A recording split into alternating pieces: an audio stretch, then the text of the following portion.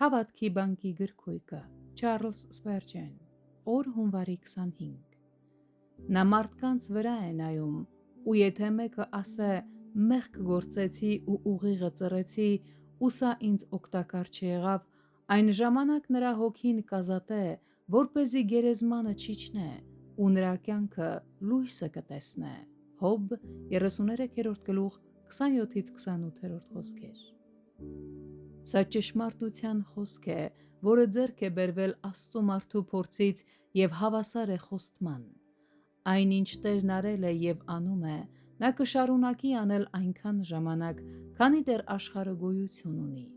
Տերը իր գիրկը կընդունի բոլոր նրանց, ովքեր գալիս են իր մոտ իրենց մեղքերի անկեղծ խոստովանությամբ։ Իրականում նա միշտ փնտրում է նրանց, ովքեր դժվարության մեջ են իրենց սխալների պատճառով։ Միթե չենք կարող համաձայնվել այս գրված խոսքերի հետ։ Միթե մենք մեղք չենք գործել։ Միթե մենք անձամբ չենք գործել ու չենք կարող ասել մեղք գործեցի։ Միտումնավոր ենք մեղանչել ծռելով ուղիղը։ Մեղանչել ենք եւ պարզել, որ դրանից ոչ մի օգուտ չկա, այլ միայն հավերժական կորուստ։ Եկեք դիմենք Աստծուն այս անկեղծ խոստովանությամբ։ Նա ավելին չի պահանջում, իսկ մենք էլ պակաս չենք կարող անել։ Եկեք խնդրենք նրան կատարել իր խոստումը Հիսուսի անունով։ Նա կազատի մեզ դժոխքի անդունդից, որը մեզ համար դարանակալել է։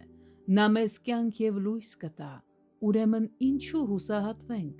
ինչու անգամ կասկածենք։ Տերը չի ծաղրում խոնարհ հոգիներին, նա հավատարիմ է իր ամեն խոսքին։ Մեղավորները կարող են ներվել, նրանք, ովքեր արժանի են մահապատժի, կարող են ողորմություն գտնել։ Տեր իմ,